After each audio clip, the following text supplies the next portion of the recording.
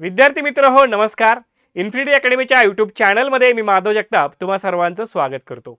आज एका फार महत्त्वाच्या भरती प्रक्रियेसंदर्भात आपण बोलणार आहोत. एसएससी मार्फत भरती केल्या जाणाऱ्या प्रक्रियेबाबत आपण बोलणार आहोत. एसएससीच्या परीक्षांकडे महाराष्ट्रातील विद्यार्थ्यांचं कायमच दुर्लक्ष होत आलेलं आहे.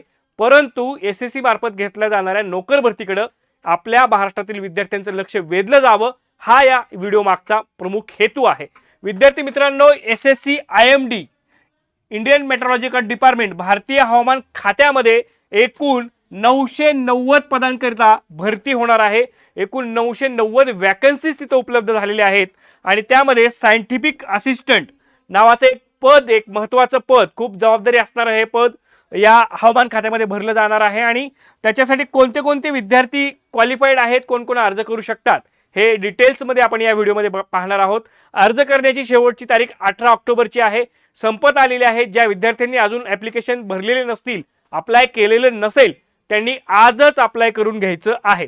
तर एकंदरीत काय ह्या भरतीमध्ये आहे, काय प्रकारची ही भरती प्रक्रिया होणार आहे, एसएससी मार्फत घेतली जाणार आहे, त्याची डिटेल माहिती आपण घेऊयात. आता भारतीय हवामान खातं हे खूप चर्चेमध्ये असतं. आपल्याला माहिती आहे की आता लांबलेला हा मान्सूनचा कालावधी, पुण्यामध्ये महाराष्ट्रामध्ये सतत बरसणारा पाऊस आणि त्यातून मग हवामान खातं अधोरेखित होत असताना या हवामान खात्यामध्ये जाण्याची इच्छा ही बऱ्याच विद्यार्थ्यांची असते. तर एसएससी मार्फत एक नोटीस जाहीर करण्यात आलेली आहे आणि त्या नोटीसमध्ये scientific assistant in Indian meteorological department examination 2022 अशा पद्धतीने ही नोटिफिकेशन एसएससीच्या वेबसाईटवरती टाकण्यात आलेली आहे. हा एसएससीच्या वेबसाईटचा ॲड्रेस आहे ssc.nic.in.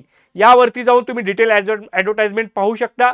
तिकडून तुम्ही अप्लाय सुद्धा करू शकता. आता काय आहे ही नेमकी ॲडव्हर्टाइजमेंट ते आपण बघूयात. तर सुरुवातीला ज्या डेट्स महत्त्वाच्या आहेत त्या डेट्स लक्षात घ्या. ही ॲप्लिकेशन करण्याची सुरुवात 30 तारखेला झाली आणि अंतिम तारीख मात्र जवळ आलेली आहे. 18 तारखेला शेवटची तारीख आहे अप्लाय करण्याची. ओके. त्यानंतर last date and time of receipt on online application, ऑनलाईनच ॲप्लिकेशन करायचं आहे. 18 तारखेपर्यंत तुम्ही ऑनलाईन ॲप्लिकेशन करू शकता. Last date of time of generation of offline challan, तुम्ही पेमेंट जे आहे ते ऑनलाईन आणि ऑफलाईन या दोन्ही माध्यमातून करू शकता. 100 रुपयाचं चलन आहे ते तुम्ही ऑफलाईन पद्धतीने सुद्धा, ज्या विद्यार्थ्यांना ऑनलाईन करण्यामध्ये अडचणी आहेत, ऑनलाईन करता येत नाही, त्यांनी ऑफलाईनही चलन भरलं तरी चालण्यासारखं आहे. Last date and time for making online fee payment, online fee payment करण्याची लास्टची तारीख 10 तारीख आहे. ह्या सगळ्या महत्त्वाच्या तारखा आहेत. Last date for payment through challan, challan भरण्याची तारीख 20 तारीख आहे. लक्षात ठेवायचं, 20 तारखेच्या आधीच आपल्याला स्टेट बँकेमध्ये जाऊन हे 100 रुपयाचं चलन भरायचं आहे. Date of window for application from correction including online payment, जर तुमच्या ॲप्लिकेशनमध्ये काही तुम्हाला करेक्शन्स करायचे असतील तर त्यासाठी 25 तारीख 25/10/2022 रात्री 11 वाजेपर्यंत तुम्ही हे करेक्शन्स करू शकता. ओके. त्यासोबत tentative schedule of computer based examination, ही जी परीक्षा आहे ही डिसेंबरमध्ये लगेचच होऊ घातलेली आहे आणि डिसेंबरमध्ये ही परीक्षा होऊ शकते. टेंटेटिव्ह शेड्यूल त्यांनी दिलेले आहे, डिसेंबरमध्ये तारीख या परीक्षेची येऊ शकते. ह्यात ज्या तारखा आहेत, या महत्त्वाच्या डेट्स आहेत, या डेट्स आपल्याला इथं अधोरेखित या जाहिरातीमध्ये केलेल्या आहेत. त्या व्हिडिओच्या माध्यमातून सुद्धा तुमच्यापर्यंत पोहोचवलेल्या आहेत. लवकरात लवकर ॲप्लिकेशन सर्वांनी करून घ्यायचं आहे आणि चलनची जी प्रोसेस आहे, चलन भरण्याची किंवा ऑनलाईन पेमेंटची, ती सुद्धा लगेचच इमिजिएट करून घ्यायची आहे. ओके.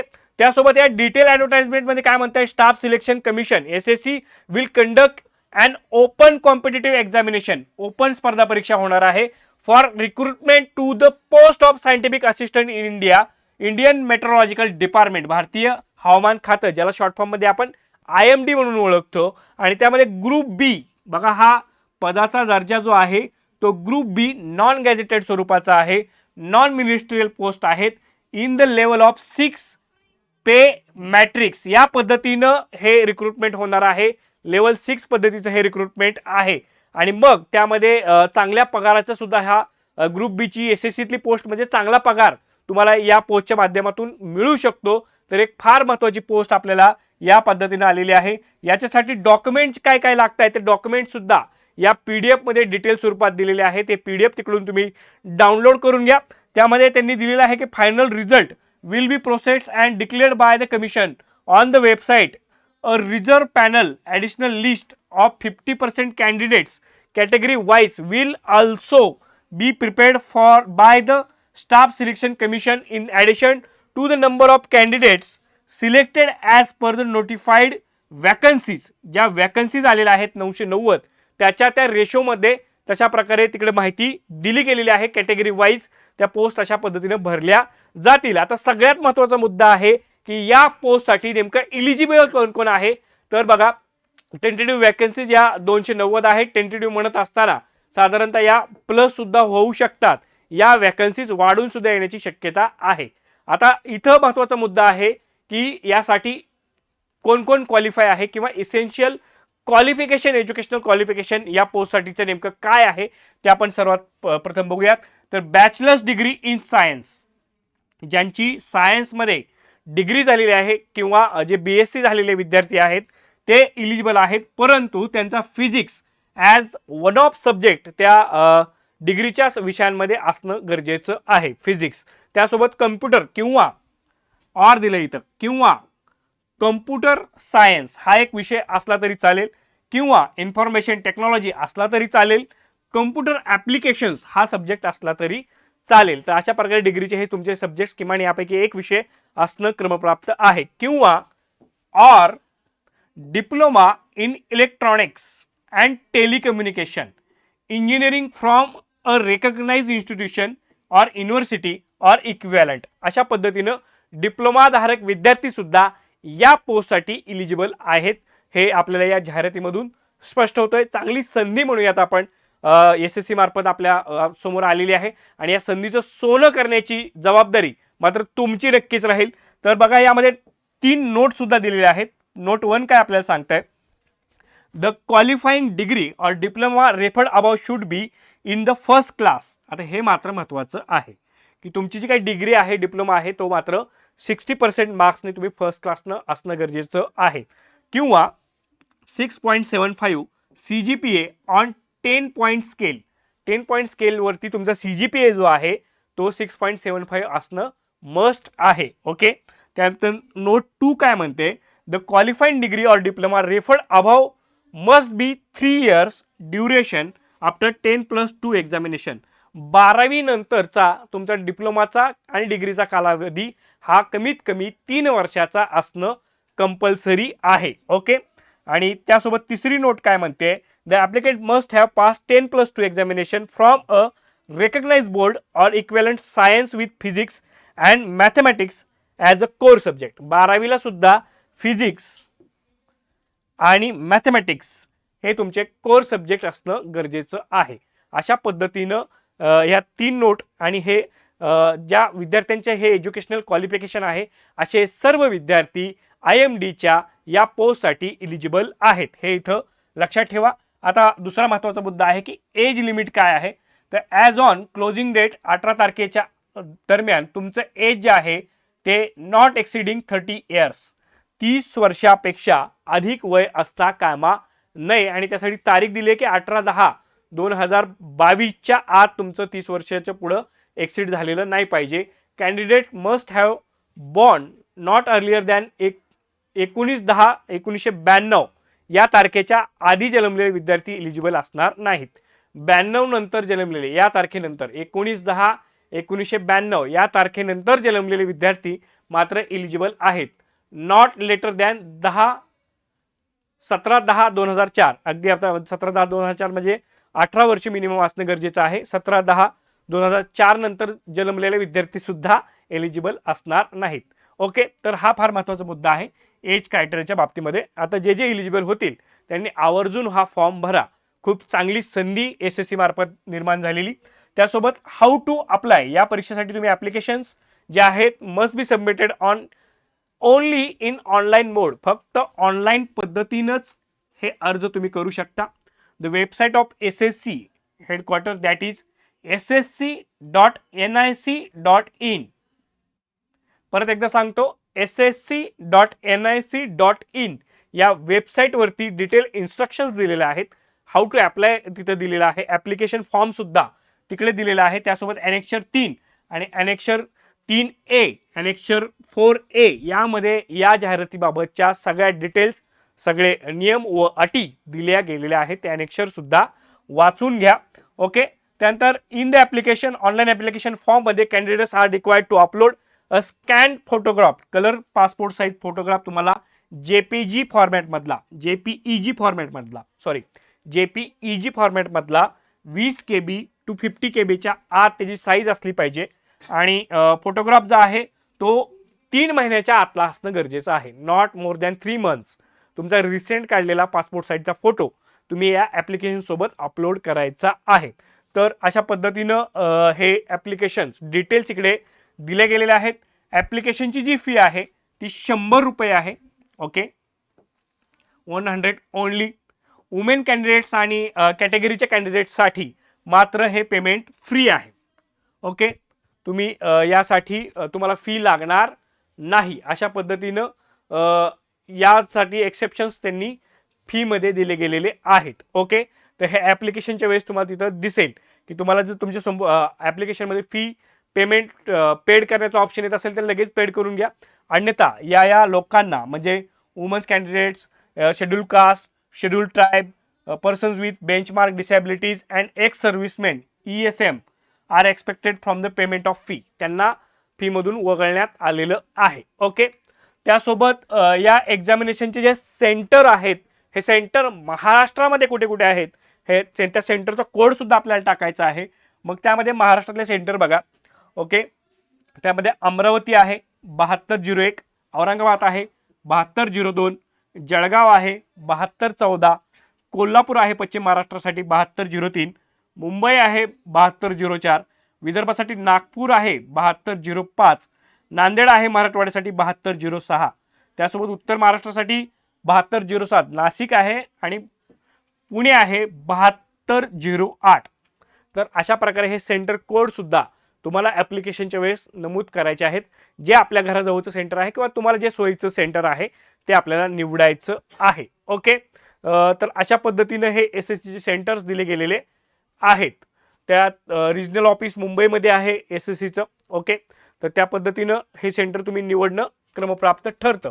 आता महत्त्वाचा मुद्दा की आता हे सगळं झालं ॲप्लिकेशन्स, फीज, इलिजिबिलिटी क्रायटेरियाज, परंतु ही परीक्षा पद्धती नेमकी आहे तरी कशी किंवा ही परीक्षा कशा प्रकारे कंडक्ट केली जाईल, त्याचा सिलेबस काय, तिची स्कीम परीक्षेची नेमकी काय आहे ती आता थोडक्यात समजून घेऊयात.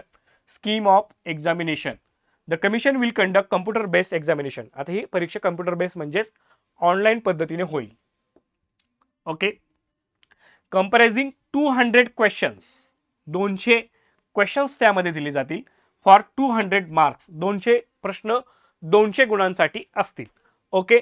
आता त्यामध्ये पेपर 1 आणि पेपर 2 असे 2 पेपर होतील. त्यामध्ये पेपर 1 जो आहे तो कम्प्युटर बेस्ड एक्झामिनेशनचा आहे आणि त्यामध्ये जनरल इंटेलिजन्स अँड रिझनिंगवरती रिझनिंगचे 25 क्वेश्चन्स. ओके. क्वांटिटिव्ह ॲप्टिट्यूडचे 25 प्रश्न, क्वांटचे 25, रिझनिंगचे 25, इंग्लिश लँग्वेज आणि कॉम्प्रिहेन्शन याचे 25. ओके. आणि जनरल अवेअरनेस यामध्ये 25 म्हणजे साधारणतः असणारं आपलं GK जनरल नॉलेज यावरती 25 असे हे 100. ओके. आणि मग पेपर 2 जो आहे त्यामध्ये सुद्धा 100 क्वेश्चन्स आहेत आणि त्यामध्ये हा सुद्धा ऑनलाईन पद्धतीने होईल. त्यामध्ये physics, computer science, information technology, electronics and telecommunication, engineering, ENTC engineering यावरती हा पेपर 2 बेस्ड असणार आहे. 100 क्वेश्चन तिकडे सुद्धा असणार आहेत. आणि दोन्ही जे पेपर आहेत पेपर 1 आणि पेपर 2 या दोन्हीचे मार्क ग्राह्य धरले जातील फायनल मेरिटसाठी. त्यामुळे दोन्ही पेपर जे आहेत ते दोन्ही पेपर रिक्वायर्ड टू अटेम्प्ट आहेत. बोथ पेपर करेक्ट आहे.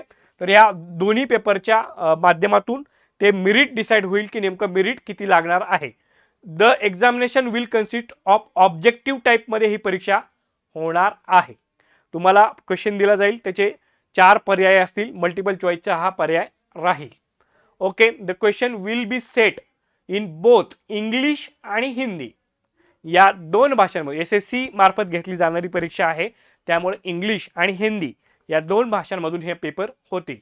एक्सेप्ट क्वेश्चन ऑफ इंग्लिश लँग्वेजचे मात्र इंग्लिशमध्येच येतील आणि कॉम्प्रिहेन्शनचे सुद्धा इंग्लिशमध्येच येतील. There will be negative marking आहे, लक्षात ठेवा, महत्त्वाचं आहे. निगेटिव्ह मार्किंग आहे, 0.25 मार्काचं निगेटिव्ह आहे. 4 प्रश्न आपले चुकले तर एक आलेला आपला जो बरोबर आलेला असतो तो 0.25 मध्ये कमी होत असतो. तर त्या पद्धतीचं निगेटिव्ह मार्किंगकडे लागू झालेलं आहे. Commission may conduct examination in multiple shifts. लक्षात ठेवा, परीक्षा ऑनलाईन पद्धतीने होते, त्यामुळं मल्टिपल शिफ्ट्समध्ये मॉर्निंग, आफ्टरनून, इव्हनिंग अशा 2-3 शिफ्ट्समध्ये ही परीक्षा त्या तारखांना डिसेंबरच्या होऊ शकते. तर अशा पद्धतीच्या परीक्षांचा अभ्यास आपण करत आलो आहे. आता बहुतांशी परीक्षा महाराष्ट्रामधल्या सुद्धा ऑनलाईन पद्धतीनं अशा शिफ्टच्या स्वरूपातच होत आहेत. आता हे नवीन राहिले असं मला तरी वाटत नाही. त्यामुळं जी एक्झामिनेशनची जी स्कीम आहे ती एकंदरीत आपल्याला ओळखीची आहे आणि जास्त काही अवघड प्रकारची आहे अशातला सुद्धा प्रकार नाही. त्यासाठी तुम्ही इन्फिनिटी अकॅडमीच्या माध्यमातून तयारी करू शकता. जर तुम्हाला या परीक्षेची IMD सायंटिफिक असिस्टंट या पोस्टची जर तयारी करायची असेल तर या डिस्क्रिप्शन बॉक्समध्ये गुगल फॉर्म दिला आहे, तो गुगल फॉर्म आवर्जून भरा. तुम्हाला प्रत्येक प्रकारचं पेपर 1चं त्यासोबत पेपर 2चं सुद्धा मार्गदर्शन उपलब्ध करून देण्याची आम्ही प्रयत्न करू की त्या पद्धतीने कशा पद्धतीने तुम्ही आणखीन चांगल्या पद्धतीने या परीक्षेमध्ये यश मिळवाल, कसं तुम्हाला या परीक्षेला टॅकल करता येईल त्यासाठी आम्ही नक्की मार्गदर्शन करू. ऑनलाईन टेस्ट कंडक्ट करण्याचा प्रयत्न करू की जेणेकरून तुम्हाला या परीक्षा चांगल्या पद्धतीने देता येऊ शकतील. त्यासोबत बरंचसं आपलं जे काही अभ्यास साहित्य आहे, जे स्टडी मटेरियल आहे ते सुद्धा तुमच्यापर्यंत पोहोचवण्याचा प्रयत्न करू. त्यासाठी इन्फिनिटी अकॅडमीच्या यूट्यूब चॅनलला आणि आमच्या टेलिग्राम चॅनलला तुम्ही सबस्क्राईब आणि जॉईन करणं क्रमप्राप्त ठरतं, मस्ट आहे. ओके, तर थोडक्यात आता या मेट्रोलॉजिकल डिपार्टमेंटबद्दल काय हे डिपार्टमेंट आहे, कशा पद्धतीने हे काम करतं याची एक थोडक्यात माहिती आपण घेऊ. Okay, the beginning of meteorology in India can be trace to the ancient times. अगदी प्राचीन काळापासून आपल्याकडे हवामान खात्याची उत्पत्ती झालेली होती. अर्ली फिलॉसॉफिकल रायटिंग्स ऑफ म्हणजे बघा इसवी सन पूर्व 3000 वर्षापूर्वी त्या कालखंडामध्ये, त्या इरामध्ये सच ॲज द उपनिषद जे आपले आहेत, प्राचीन आपलं जे साहित्य आहे त्या उपनिषदांमध्ये हवामान खात्याबद्दल माहिती आपल्याला दिली गेलेली आढळून येते. त्यासोबत आपल्या वराह मित्र हा जो आपला एक एन्शियंट स्कॉलर आपण ज्यांना म्हणतो किंवा जे एक प्राचीन आपल्याकडे विद्वान होऊन गेले, त्यांच्या बृहत संहिता या ग्रंथामध्ये सुद्धा या हवामानशास्त्रावरती प्रकाश टाकलेला आहे, प्रकाशझोत टाकलेला आहे. हे हवामान खातं आपल्या दैनंदिन जीवनाशी किती निगडीत आहे, याचं महत्त्व काय आहे हे आपल्या सर्वांना जाणून आहोत. भारत हा कृषीप्रधान देश आहे आणि आपली कृषी किंवा आपली शेती ही हवामानावरती आधारित असणारी शेती आहे, पर्जन्यावरती आधारित असणारी शेती आहे. त्यामुळं हे हवामान खातं खास करून आपल्या महाराष्ट्रासाठी, आपल्या भारतासाठी फार महत्त्वाचं ठरतं आणि एक चांगला स्कोप ऑफ वर्क ज्याला आपण म्हणतो तो एक स्कोप ऑफ वर्क या IMDच्या डिपार्टमेंटमध्ये आपल्याला मिळणार आहे. जे विद्यार्थी इच्छुक आहेत त्यांनी आवर्जून अप्लाय करायला हरकत नाही. Meteorology as the perceive in नाव, परंतु त्याच्या आधी सुद्धा साधारणतः 17व्या शतकामध्ये इन्व्हेन्शन ऑफ थर्मामीटर आणि बॅरोमीटर हे ज्यावेळेस त्यांचा आविष्कार करण्यात आला त्यावेळेसपासून खऱ्या अर्थानं हवामान खात्याला एक स्वरूप आलं, एक शास्त्रीय आधार या दोन गोष्टींच्या शोधामुळं हवामान खात्याला मिळालेला आपल्याला बघायला मिळतो. ओके, इट वॉज 1636 मध्ये हॅले या ब्रिटिश सायंटिस्टनं एक पब्लिश केलेल्या ग्रंथामध्ये पहिल्यांदा मेट्रोलॉजी या शब्दाचा उल्लेख केला गेला आणि तिथून पुढे एक सायंटिफिक अभ्यास, एक शास्त्रशुद्ध अभ्यास या हवामान खात्याबाबत सुरू झालेला आपल्याला बघायला मिळतो. आता इंडियाच्या बाबतीमध्ये हा हवामान खात्याचा प्राचीन इतिहास असलेला आपल्याला पाहायला मिळतोय, परंतु ज्यावेळेस ब्रिटिश ईस्ट इंडिया कंपनीनं एक संस्था उभारलेली होती आणि त्या संस्थेला त्यांनी कलकत्त्यामध्ये, मद्रासमध्ये, लक्षात ठेवा कलकत्त्यामध्ये 1785ला, मद्रासमध्ये 1796 मध्ये या ईस्ट इंडिया कंपनी मार्फत हवामान खात्याच्या अभ्यासासाठी काम करण्यात आलेलं सुद्धा बघायला मिळतं. एक अभ्यास करण्यात आलेला होता की वेदर आणि क्लायमेट या बाबतीमध्ये त्या कालखंडापासून या हवामान खात्यामार्फत अभ्यास केला जात आहे. ग्लोबल वॉर्मिंग वाढत आहे, निसर्गाच्या वेगवेगळ्या समस्यांना आपण सामोरे जात आहोत. तर अशा पद्धतीमध्ये हा IMD जे आहे ते एक फार महत्त्वाचं डिपार्टमेंट आत्ता सुद्धा सिद्ध होत आहे. तर साधारणतः एशियाटिक सोसायटी ऑफ बेंगाल यांनी 1784 मध्ये कलकत्ता आणि 1804 मध्ये मुंबई म्हणजे त्यावेळेचं बॉम्बे या ठिकाणी scientific studies in metrology in India अशा पद्धतीनं या हवामान खात्याच्या संशोधनाच्या बाबतीमध्ये शास्त्रशुद्ध पद्धतीनं शास्त्रोक्त पद्धतीनं अभ्यास करण्याच्या बाबतीमध्ये प्रयत्न केलेले आपल्याला बघायला मिळतात. In destruction to tropical cyclone म्हणजे जे आपल्याकडे आता विविध तुफान येतात किंवा विविध जी निसर्गाच्या जे आपण म्हणतोय की निसर्गाची अवदृष्टी होऊन किंवा निसर्गाचं संकट उभं राहतं त्या बाबतीमध्ये सुद्धा आपल्याकडे आधीच त्या इंग्रज कालखंडापासून अभ्यास केला जातोय. आपलं जे पर्जन्य आहे किंवा भारत जो आहे तो मान्सूनच्या पावसावरती आधारित असणारी आपली शेती आहे आणि त्या मान्सूनचा अभ्यास त्या मान्सूनच्या पर्जन्याचा अभ्यास मान्सून रेंजचा अभ्यास हा 1866 ते 1871 मध्ये हा त्या कालखंडापासून केला जात आहे की त्याचा परिणाम मान्सूनचा परिणाम भारतावरती कसा होतो इथल्या शेतीवरती कसा होतो. In the year of 1875 the government of India established the Indian meteorological department म्हणजे या IMD ची सुरुवात ही 1875 मध्ये झालेली आहे. तर असा हा प्रदीर्घ इतिहास या हवामान खात्याला लाभलेला आहे आणि bringing all meteorological work in the country under the central authority एका अथॉरिटीच्या आधिपत्याखाली हे सगळे काम या हवामान खात्याचं 1875 आणलं गेलं. Mister H.F. Blanford was the appointing meteorological reporter to the government of India. तर या ब्लॅनफोर्ड हा पहिला अधिकारी होता की जो हवामान खात्याची सगळी माहिती त्या गव्हर्नमेंट ऑफ इंडियाला द्यायचा. आता फार रंजक इतिहास या हवामान खात्याचा राहिला. एक प्रवास सुद्धा हवामान खात्याने केलेला आपल्याला बघायला मिळतो.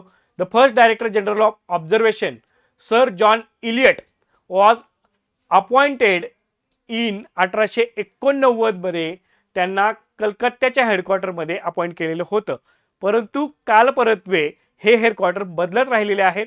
The headquarters of IMD were later shifted to the Simla.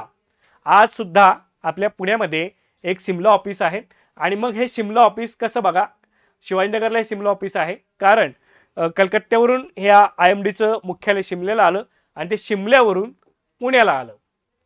Okay म्हणून त्या वास्तूला आजही आपण सिमला ऑफिस म्हणून ओळखतो. ओके आणि त्यासोबत आता हे फायनली नवी दिल्लीला हे ऑफिस शिफ्ट झालेलं आहे. IMDचं मुख्यालय हा आता नवी दिल्लीमध्ये आहे. तर अशा पद्धतीनं या हवामान खात्यामध्ये एक चांगलं करिअर करण्याची संधी आपल्या सर्वांसमोर आहे. जे एलिजिबल असणारे विद्यार्थी आहेत त्यांच्यासमोर नक्कीच आहे. त्यांनी आवर्जून अप्लाय करा. आणखीन काय मदत लागली आणखीन काय माहिती हवी असेल तर डिस्क्रिप्शन बॉक्समध्ये दिलेल्या क्रमांकावरती संपर्क साधा आणि दिलेला गुगल फॉर्म मात्र आवर्जून भरा. चॅनलला लाईक करा सबस्क्राईब करा. Thank you so much.